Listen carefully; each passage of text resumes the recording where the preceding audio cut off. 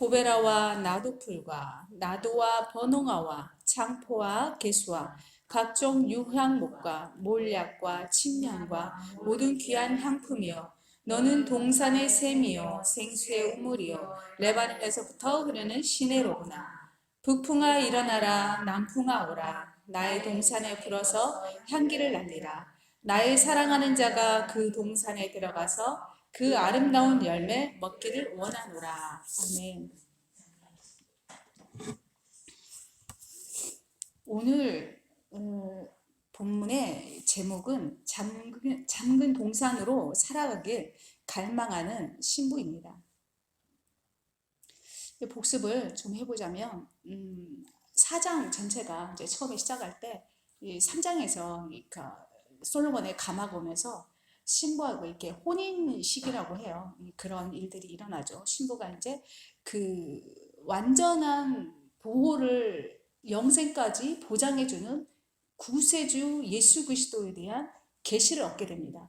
그러면서 이 신부가 주님께 완전히 마음이 열리게 됩니다. 또 주님이 어떤 분인지 더 깊이 알아가게 되는 시간이 3장 후반부에 있었습니다. 그러면서 이제 4장이 시작되는데요. 4장에서는 이 신부의 이 마음을 하나님이 온전히 다 받으면서 신부를 향해 하나님의 마음을 빼앗기는 그런 일들이 일어납니다.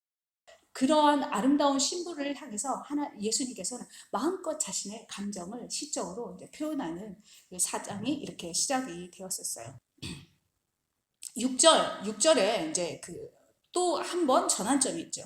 신부가 자신의 연약함과 두려움으로 인해서 주님이 함께 가자는 것을 가지 못하고 거절하였다가 이제 6절에서 주님의 그 사랑의 고백을 자신에 대한 정체성의 예수님의 그 찬양을 받고 나서 이 신부는 마음에 이제 결단이 생기기 시작하면서 합니다. 그러면서 주님이 걸어가신 그 죽음의 십자가, 주님이 땀방울 핏방울 되도록 흘리신 그 겟세마네 기도의 그 유향의 작은 언덕, 제가 주님 한번 가보겠습니다. 제가 연약한 거 그대로 가지고 두려움 그대로 있지만 주님이 그렇게 나를 부르시니, 나를 그렇게 생각하신다니, 나를 그렇게 사랑하신다니 제가 가보겠습니다. 이런 이제 결단이 있었습니다. 연약하지만 그 결단 있는 고백을 다윗의 망대와 같은 고백이죠.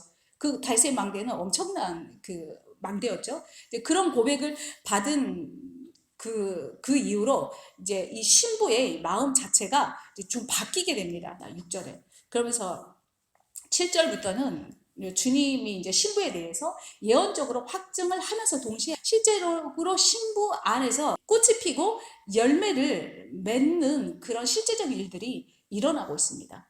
그러면서 11절까지 쭉 왔어요. 오늘 이제 12절에서 주님께 아낌없이 드리는 신부의 헌신을 시적으로 표현하고 있어요. 나의 누이, 나의 신부는 잠근 동산이요 덮은 우물이요 봉한 샘이로구나. 신부의 삶은 이제 주님만을 위한 삶으로 바뀌어 가고 있어요. 예, 이거를 보다 보니까 잘 따라와봐. 한번 잘 따라와봐. 이러시는 것 같아요. 제가 막 엎어지고 일어나고 엎어지고 일어나고 못 가 막 이렇게 혼자 뒤집어놓고 하니까 보면서 잘 따라와. 주님이 그러시는 것 같더라고요. 잠겼다, 덮였다, 봉했다 라는 것은 같은 의미를 가지고 있습니다. 이것은 이제 대중에게 공개되지 않았다는 거예요. 주인에게만 오픈된다라는 의미를 갖고 있습니다. 잠근 동산에는요, 야생동물이 들어올 수가 없었어요. 울타리가 이제 쳐져 있었어요. 동산은 이렇게 뭐 곡식을 키우는 곳이 아니에요.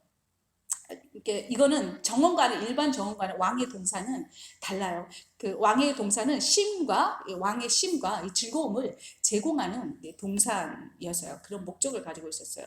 솔로몬 왕의 때는요, 이제 7장에도 나오지만 8장에 나오지만 바알 하몬에 포도원이 있었어요. 자기만의 소유. 솔로몬은 부활하신 예수 그리스도, 왕이신 예수 그리스도를 예표하는 삶으로 하나님께서 그냥 부으셨기 때문에 솔로몬에게는 없는 게 없었어요. 개인 왕이니까 당연하지만 개인 군대, 개인의 동산, 개인의 포도원, 개인의 여러 가지 각종 와이프만 1000명이었으니까 할 말이 없죠. 그 와이프마다 궁을 다 줬다고 생각해봐요. 그러니까 그만큼 우리 주 예수 그리스도께서는 모든 것을 가지시고 모든 것을 소유하신 분이라는 것입니다. 그런 솔로몬의 그 정원을 가꾸는데 엄청난 돈과 노력이 들어갔습니다. 실제로 솔로몬은 그렇게 살았습니다. 그것이 인간의 눈으로 볼 때는 너무 사치스럽지만, 그러나 주님의 그 영적인 시각으로 보면 솔로몬을 통하여서 주님의 나라가 얼마나 어마어마한지, 이 세상 그 어떤 왕과 어떤 제왕과도 비교할 수 없는 그의 탁월한 삶, 그의 풍성한 삶, 멈추지 않는 그 무한한 그런 재력과 부와 권력을 우리는 알 수 있다는 것입니다. 그걸 통하여서 교회는 하나님의 정원이라고 나와요. 고린도전서 3장 6절에서 9절을 보면 나는 심었고 아볼로는 물을 주었을 때 오직 자라나게 하시는 인 하나님이라고 이렇게 나옵니다. 동산에서 하나님은 그 일을 하신다는 것입니다. 주님은 교회를 만드시기 위해서요, 자신의 목숨을 내어주셨어요. 에베소서 1장에 나오죠. 선지자들과 사도들의 피가 뿌려졌고, 믿음의 선진들의 그 몰약의 피와 그 유양의 산의 그 땀방울들이 쏟아졌어요. 그것을 통해서 주님은 교회를 가꾸어 나가고 계십니다. 지금도 교회에서 오직 선포할 것은 예수 그리스도예요. 예수 그리스도 복음인 거예요. 교회는요, 성령님의 완전한 통치 아래에 있습니다. 그 어느 곳에 가도요, 예수 그리스도에서 알려주는 것이 없어요. 드문드문 우리가 나눌 수는 있고 간증은 할 수 있지만, 오직 예수 그리스도에 대해서 알려주는 기관은 이 땅에 교회밖에 없다는 것입니다. 그런데 그 교회가 세상에 열려 있게 된다면 어떻게 되겠습니까? 이거는 잠근 동산이 아닙니다. 봉한 셈이 아니게 되는 것입니다. 더 이상 예수님의 정원이 아니고 성령님이 통치하시는 기관이 아니라는 것입니다. 내가 오늘 예수님을 열망하고 예수님을 아는 지식에서 자라가기를 갈망하지 않고, 또 예수님을 아는 기쁨으로 그 사랑으로 채워지길 소망하는 하루하루를 살아가면서 성실하게 또 순전하게 살아가고 있지 않다면 나는 오늘 하나님의 정원이 아닙니다. 예수님의 정원이 아니라는 것입니다. 내가 오늘 세상에 더 관심을 줄 뿐만 아니라 예수님보다 오히려 세상의 생각, 그리고 성경 묵상보다 오히려 드라마, 근데 24시간 중에 2시간 40분이죠. 계산이니까 10의 1조의 시간이, 그것을 최소한 우리가 드리고 있지 못한다면 내가 진짜 예수님의 동산인지 잠근 동산인지 확인을 해봐야 됩니다. 체크해봐야 됩니다. 왜냐하면 남은 자는 너무나 적기 때문입니다. 노아 시대의 인구가 9억 명이라고 나와요. 그게 정확하지는 않겠지만 제가 서치해 본 걸로는. 근데 9억 명 중에 8명만 구원을 받았어요. 그러면 그것을 확률적으로 해서 보니까 11억 분의 1이더라고요. 그러니까 11억 명 중에 한 명이 구원을 받는다는 거예요. 천국에 들어간다는 얘기가 됩니다. 그러면 그 출애굽 세대가 200만 명이라고 해요. 거기서 이제 2명이 그 가나안에 들어갔죠.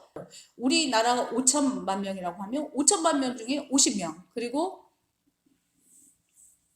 74억 중에 7,400명만 이제 구원을 받는다는 얘기가 나옵니다. 그러니까 구원을 받는 것이 너무 어렵죠.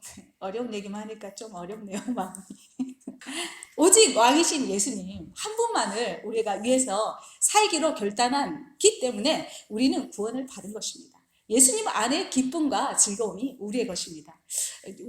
우리는 이제까지 예수님 아닌 다른 많은 것에서 기쁨과 즐거움을 찾았어요.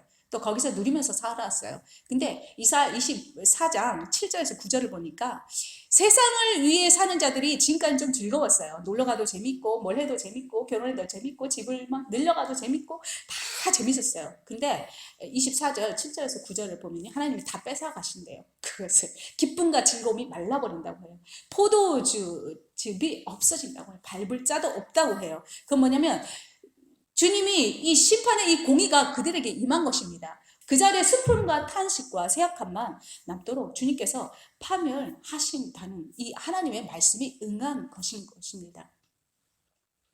우리가 왜 시간을 내고 왜 힘들어서 몰약산을 올라가고 유향의 작은 산, 몰약산도 힘들지만 유향의 작은 산도 참으로 힘겹고 힘겨운 것이죠. 이 고난을 우리는 왜 통과해야 되는 것인가? 왜 10에 11, 아니, 시간에 11조를 드려야 하고, 또 왜 영성 관리를 해야 하는가? 영생을 얻기 위함입니다. 그렇죠? 예수님의 그 내가 그로다 이 한마디에 사마리아 여인은요, 복음의 불꽃이 돼버렸어요. 복음의 불꽃이. 사마리아 여인을 생각하면 생각할수록 굉장히 감동이 됩니다.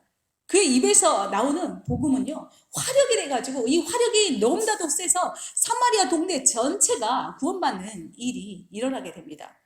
그리고 사마리아 거기에서 3일인가를 머물면서 부흥회까지 하십니다. 삭개오는 나무에 올라갔어요. 예수님을 너무 보고 싶어서. 그 순간 주님께서 삭개오 눈을 맞추면서 순식간에 구원이 일어납니다. 부정하게 모은 모든 재산을요, 순식간에 다 드리겠다고 얘기합니다. 어디에서요?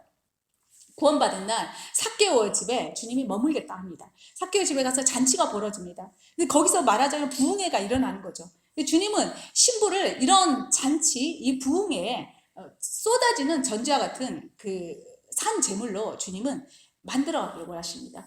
그 길로 우리를 인도하고 계십니다. 사마리아 여인 삶을 생각해 봤어요.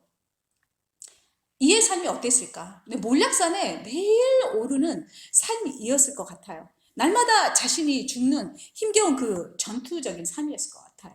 피투성의 이 삶이었죠. 그 세계는 너무나 치열했을 것이라는 생각이 들어요. 일생에 남편 한 명과 사는 것도 얼마나 씨름합니까? 이 사마리아 여인은 5명이 있었어요. 5명이. 한꺼번에 살지는 않았겠죠. 거쳐갔겠죠. 근데 그들에게서 진리가 나올 거라고 생각을 했어요. 아담에게 이제 권위를 주셨기 때문에 남자가 주인이라고 하셨잖아요, 주님이. 그래서 그 주인에게 진리가 나올 거라고 생각했어요. 그래서 그 주인에게 참 충성스럽게 봉사를 하고 또 섬겼어요. 그렇지만 너무나 좌절했어요. 매번 섬길 때마다 좌절하고 희생할 때마다 좌절하고 헌신할 때마다 좌절을 했다는 것이에요. 그럴 때마다 이 사마리아 여인은 원망하고 불평하고 남편에게 삿대질하고 너 왜 그러냐 나가 해라 이런 말 안 하고 유향의 산에 올라갔다는 것입니다. 거기서 엎어져서 주님 나의 삶은 왜 이렇습니까? 어떤 말을 해도 좋습니다. 시편에 심지어는 죽여달라고 욕까지 하죠. 이제 주님께 탄원까지 하죠. 그 어떠한 것이 됐든 사람에게 하지 않고 하나님께 했다라고 저는 그렇게 믿어지는 것입니다. 땀으로 범벅이 될 때까지 그 유향의 작은 언덕에서 씨름을 했을 것이랍니다. 하나님이 이 여인은요, 하나님이 찾아간 여인입니다. 하나님이 일부러 찾아간 여인입니다. 너무 감동되더라고요. 이 부분을 제가 생각을 하는데 만왕의 왕의 발걸음이 그녀를 만나기 위해서 빨라졌어요. 배고픔도 잊어버렸어요. 정말 너무나 이 여인을 만나고 싶은 하나님을 보고 계시지 않아요. 예수님은 이미 보았죠. 사마리아 여인의 영혼부터 영혼까지.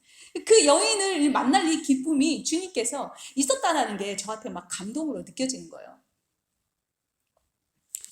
방주를 타지 못한 수십억 명이 있습니다. 이 많은 사람들이 드리지 못한 이 헌신, 사마리아 여인의 이 한 여인으로부터 주님은 그들로부터 받을 모든 기쁨과 이 즐거움을 받았다라는 생각이 들더라는 것입니다. 이러한 삶이었기 때문에 몰약과 유황으로 오신 예수 그리스도를 단번에 알아보는 거죠. 강아지는 강아지를 알아본다잖아요. 도둑은 도둑을 알아보고, 그쵸? 돼지는 돼지를 알아보는데 돼지가 사람 못 알아보죠. 그것처럼 본인 안에 있는 이 몰약과 유황이 있었기 때문에 몰약과 유황으로 오신 예수 그리스도를 단번에 알아봤다는 것입니다. 달리 어떤 이유가 생각할 수가 없었습니다. 에베소서 5장 25절에 나와요. 예수님께서 교회를 사랑하시고 예수님께서 그리스도께서 나를 사랑하시고 나를 위하여 자신을 주심같이 하라. 이는 물로 씻어 말씀으로 깨끗하게 하사 거룩하게 하시고 자기 앞에 영광스러운 나로 세우사 티나 주름 잡힌 것이나 이런 것들이 없이 거룩하고 흠이 없게 하려 하십니다. 거룩하고 흠이 없게 구별해서 정말 최상의 그 극상품 포도나무가 되게 하기 위해서 예수님이 자기 자신의 목숨을 전제와 같이 우리에게 뿌렸다고 얘기하고 계십니다. 예수님은 나만을 위해서 자신을 헌신하기로 한 결단은 나의 장근 동산으로 오셨다는 것입니다. 나의 장근 동산이 되기 위해서 요한복음 17장은 주님은 이런 결단이 있으셨습니다. 내가 그들을 위하여 내가 나를 거룩하게 하오니, 거룩하단 말은 구별했다는 거죠. 자신이 왜 당신이 하나님인데 구별할 이유가 무엇이 있을까? 만사의 인간같이 되었다는 거예요. 인간의 이 연약함도 있으셨다는 거예요. 그렇지만 예수님은 그 연약함을 뛰어넘어 결단을 하면서 나아갔다라는 것을 얘기하고 있다고 저는 그렇게 봅니다. 사마리아 여인은 그 죄악하고 그 타협한 것들로부터, 그 더럽힘으로부터 자신을 차단시키는 장근 동산이요 돋은 우물과 봉한 샘으로 살았던 것입니다. 사마리아 여인 같은 이제 모 집사님이 계세요. 네, 부족한 이제 나의 설교를 이렇게 지속적으로 계속 듣고 계시는데 얼마 듣지도 않은 그때였어요. 그때 성경 지식도 없어요. 지금은 이제 조금 생겼을 것도 같지만, 그런데 성경 지식이 있는 것처럼 너무나 순식간에 깨닫는 거예요. 갑작스러울 정도로 경이로울 정도의 그 영적 성장이 있고 예수님과의 이렇게 친밀한 가운데 들어가는 것을 보았어요. 이혼의 위기를 수십 번 했어요. 진짜 남편의 고통이 있었고요. 또 삶의 고통, 자식의 고통, 오너로부터 오는 고통, 또 동료들로부터 오는 고통, 버티고 계속 버텨나가더라고요. 그런데 그분은 계속 하여서 자기의 길을 그렇게 가더라고요. 종교 지도자들은 예수님의 설교, 예수님은 하나님이시죠. 근데 예수님의 설교를 듣고 지적을 해요. 그리고 시험도 하죠. 그리고 믿지도 않았어요. 믿었다면 어떻게 그들이 구원에서 떨어졌겠어요. 그 집사님은 사마리아 여인처럼 이 뱃속에 충분한 기름을 준비하고 있었던 거예요. 그렇기 때문에 불이 하나 탁 붙여지자마자 불꽃으로 확 타오른 것입니다. 어느 순간부터요, 이 집사님은 그 본인이 근무하고 있는 거기에 많은 분들이 계세요. 거기 분들이 다 동시에 성도로 보이더라는 것입니다. 그래서 예전 같으면은 입에서 절대 떨어지지 않는 그 예수 그리스도 복음이 나오더라는 것입니다. 찬양이 나오고 가는 곳마다, 그전에도 인기가 있었지만 가는 곳마다 더 인기가 있고, 오직 가서 나눈 것은 예수 그리스도 간증, 이런 얘기를 나누고 있더라는 것입니다. 주님은 이것을 원하시는 것입니다. 교회에 그 집사님, 그 사마리아 여인이 그 사마리아 동네에 전자같이 뿌려진 것처럼, 예수님이 이 땅에 전자같이 뿌려진 것처럼 이 신부를 그 자리로 인도하고 계시는 것입니다. 우리가 교회 또한, 이 교회가 이 세상에 진짜 예수님처럼 내 자신을 내어서 향기로운 제물이 되어서 그들도 이 신부와 같이 갈 수 있는 그 길이 되어 주기를 주님께서는 신부에게 원하신다는 것입니다. 그 길로 우리를 아가서의 8장까지 쭉 해서 인도하고 계십니다. 신부가 가야 될 길은 그 길이라는 것입니다. 타협의 문을 열어주지 않을 때 우리는 주님이 기뻐하시는, 주님께 즐거움과 쉼과 안식을 드릴 수 있는 유일한 자들이 되는 것입니다. 동물이 주님께 안식을 줄 수 있겠어요? 오직 인간만이 그럴 수 있는 것이죠. 고대 뚜껑 없는 우물은 부정한 물로 간주가 되었어요. 민수기 19장 15절에 나오죠. 무릇 뚜껑을 열어놓고 덮지 아니한 그릇도 부정하니라 나옵니다. 이스라엘은 우물이 굉장히 귀했어요. 그래서 우물에서 이제 그 물이 가뭄일 때는 이제 우물에서 물을 퍼서 이스라엘 전체적인 식물들을 풍성하게 먹였어요. 만사에 보면 이스라엘 그 풍토와 문화와 습관과 관습, 그리고 지리적인 위치, 이런 것들이 다 성경을 증거하기 위한 것이었다라는 것을 깨닫게 됩니다. 선지자들은 모두 봉안샘으로 살았습니다. 그 일생이 다른 이들의 삶을 위해서 전제와 같이 뿌려졌습니다. 향기를 내는 삶이었죠. 주님의 기쁨이 대신 그들 안에 넘쳐났습니다. 주님은 요한복음 17장에 그렇습니다. 주님이 떠나시면서 그런 얘기를 합니다. 내가 떠나는 것에 대해서 내가 이 세상에서 얘기를 하는 이유는 내 기쁨을 그들 안에 충만히 가지게 하려 한다고 나옵니다. 주님은 떠나시면서도 주님 안에 기쁨이 얼마나 차고 넘쳤는가를 얘기하고 계십니다. 떠나면 우리에게 성령이 오신데 성령으로 인하여서 너에게 기쁨이 충만할 거라고 얘기하고 계십니다. 지금 기쁘십니까? 기쁘시면 우리에게 성령이 계시고 충만하다라는 증거입니다. 욥기 31장 1절을 보면 내가 내 눈과 언약을 세웠나니 어찌 처녀에게 주목하랴. 욥은 거룩하지 않은 것은 아무것도 쳐다보지 않겠다고 언약을 세웠습니다. 이렇게 함으로써 욥은 장근 동산으로 마음을 보존하면서 평생을 살았습니다. 그렇게 산 욥의 결말을 우리는 알고 있습니다. 다윗은 시편 17편 3편에 주께서 내 마음을 시험하시고 밤에 내게 오시어서 나를 감찰하셨으나 흠을 찾지 못하셨사오니 내가 결심하고 입으로 범죄하지 아니하리다. 시편 108편 1절에서 13절을 보면 내 마음이 확정되고 확정되었으니, 시편 51편 1절에서 11절을 보면 내 마음이 확정되었으니 찬송하리로다, 이렇게 나옵니다. 수도 없이 그는요 시편에서 장근 동산으로 살 것을 결단하고 또 결단합니다. 예수님이 왜 다윗의 자손으로 오셨겠습니까? 육령이 나사를 보니까요, 이방원이 왜 이방원이겠는가, 이도가 왜 이도이겠는가, 이렇게 나오더라고요. 이방은 어마어마하게 살을 냈죠. 이도가 이제 한글을 편찬하는데 굉장히 어려움을 겪고 있을 때 좌절하고 있었어요. 그때 이제 이도를 죽이려는 이제 왕이 되어서 최초로 살린 그 백성이 한 명 있었어요. 그자가 커가지고 오직 이도를 죽이려는 그 목적 하나로 이도 앞에 접근을 합니다.